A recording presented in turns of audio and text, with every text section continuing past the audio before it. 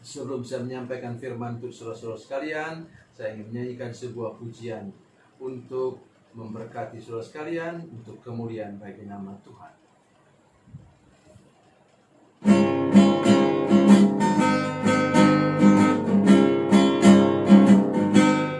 Pergilah kamu ke seluruh dunia, sampai ke ujung bumi. Beritakanlah Injil damai sejahtera, jadikan semua bangsa murid Kristus. Yesuslah yang punya segala kuasa di sorga dan di bumi. Ingatlah Dia ada besertamu senantiasa sampai akhir zaman. Sampaikan kabar kesukaan itu, baptislah semua yang percaya. Ajarlah mereka untuk lakukan firman Tuhan yang telah kau pelajari. Yesuslah yang punya segala kuasa di sorga dan di bumi. Ingatlah Dia ada besertamu senantiasa sampai akhir zaman.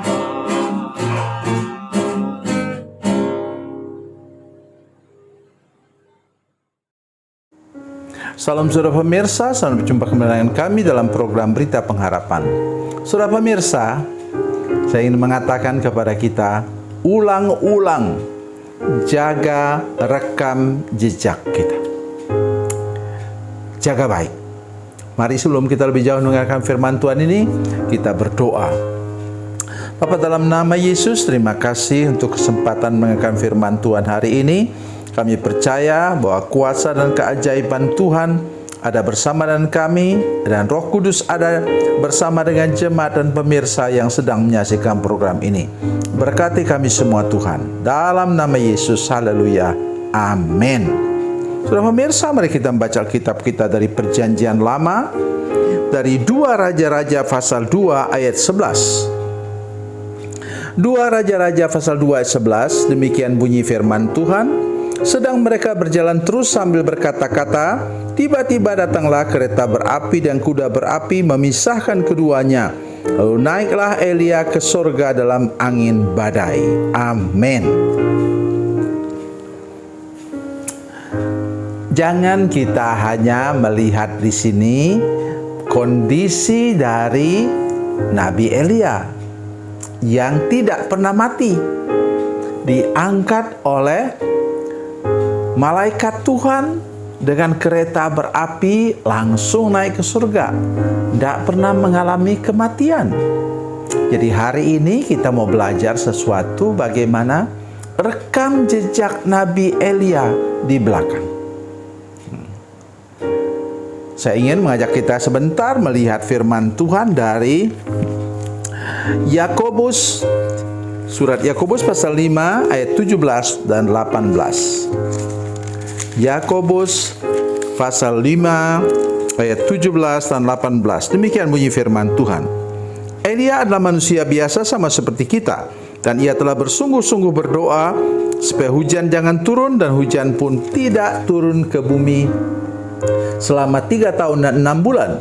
Lalu ia berdoa pula, dan langit menurunkan hujan, dan bumi pun mengeluarkan buahnya. Amin. Apa yang kita bisa lihat di sana? Yang pertama, saudara sekalian, yaitu dia konsisten imannya. Ya. Imannya konsisten. Dalam 1 Raja-Raja pasal 17 ayat 1 dikatakan, tidak akan ada hujan atau embun di Israel kecuali kalau aku mengatakannya. Dia mulai dengan kata-kata iman, saudara sekalian. Di hadapan Raja Ahab yang waktu itu hidup dalam dosa. Ini wilayah kerajaan Israel Utara, saudara sekalian.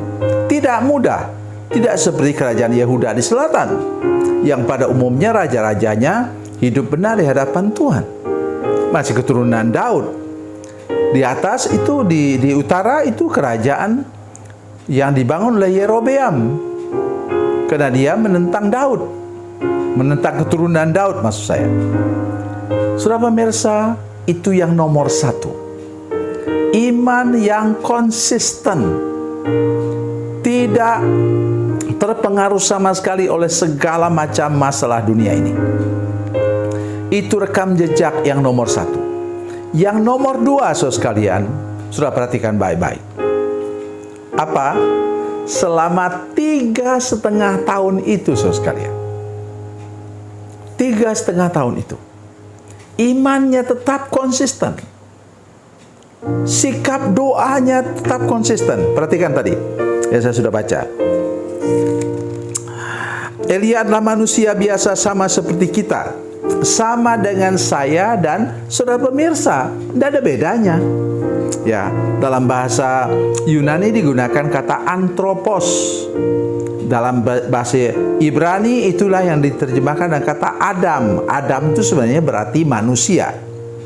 Manusia biasa sama seperti kita. Darah daging sama seperti kita. Tetapi yang membedakannya ialah apa? Dan ia telah bersungguh-sungguh berdoa. Earnestly pray katanya dalam bahasa Inggris. Supaya hujan jangan turun dan hujan pun tidak turun di bumi selama 3 tahun dan 6 bulan. Yang mendekati saya apa? Ayat 18.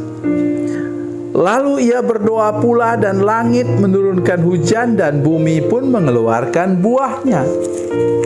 Maksudnya apa saudara sekalian?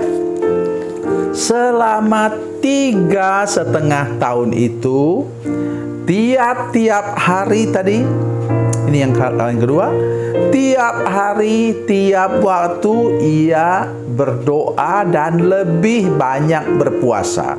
Dari mana saya tahu?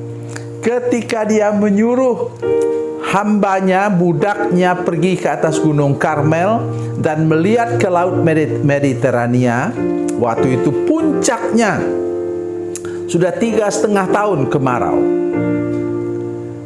Apa kata firman Tuhan? 7 kali dia menyuruh budaknya naik ke atas gunung Karmel itu, saudara sekalian. Apa dia buat? Dia berdoa dengan kepalanya ada di antara lututnya, saudara sekalian. Mustahil orang gemuk seperti saya misalnya dapat berlutut begitu. Itu pasti orang yang kurus kering. Kenapa? Selama 3,5 tahun dia gunakan untuk lebih banyak berdoa dan berpuasa. Ini yang ketiga, saudara sekalian. Yang ketiga, saudara, tolong ingat ayat firman Tuhan dari Injil Matius pasalnya yang ke-17 ayat yang ke-21. Mengatakan apa? Jenis ini tidak bisa diusir kecuali dengan berdoa dan berpuasa. Itulah penyakit yang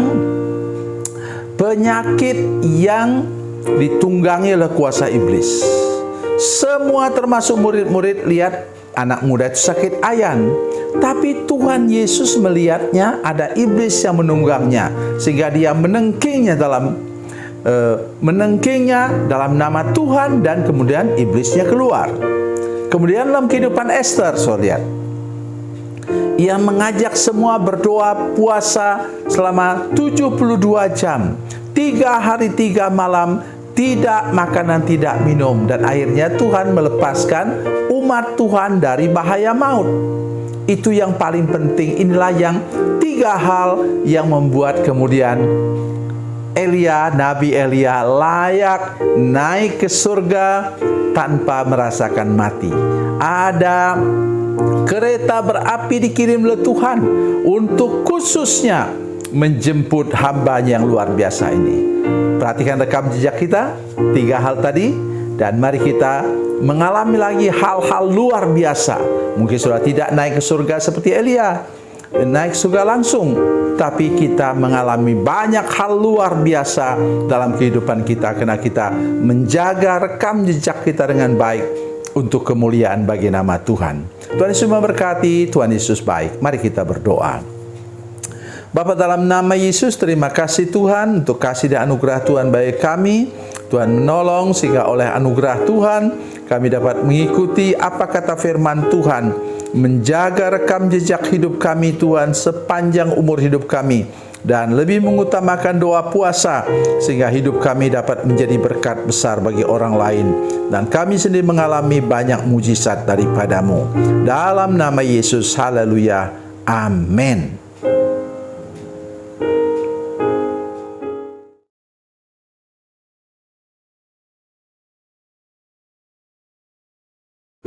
Salam saudara pemirsa, mengakhiri program ini saya mohon kepada saudara-saudara pemirsa sekalian untuk bila saudara menyaksikan program ini melalui channel YouTube, maka tekan subscribe dan bunyikan lonceng.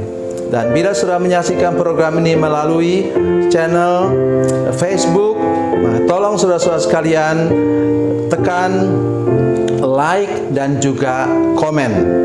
Dan demikian pula bila sudah menyaksikan program Makan Bergizi hari ini yang tertulis, maka tekan yang sama juga, tekan like dan tekan komen.